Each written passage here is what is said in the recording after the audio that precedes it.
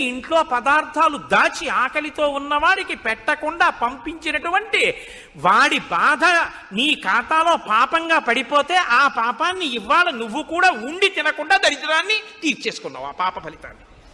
అది ఆఫీస్కి వెళ్ళిపోయి చేసే ఉపవాసం. ఉపవాసం అంటే ఆఫీస్కి వెళ్ళిపోతే ఉపవాసం చెయ్యొద్దు.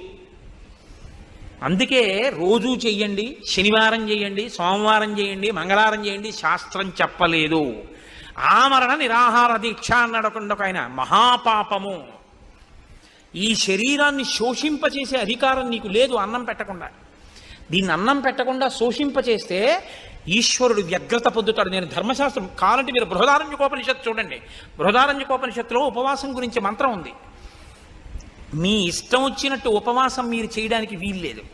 కాయ కష్టం చేసుకుని బతికే వాళ్ళని ఉపవాసాలు చేయమని మనం నిర్బంధం చేయకూడదు. వాడికి రెక్కాడితే కానీ డొక్కాడదు.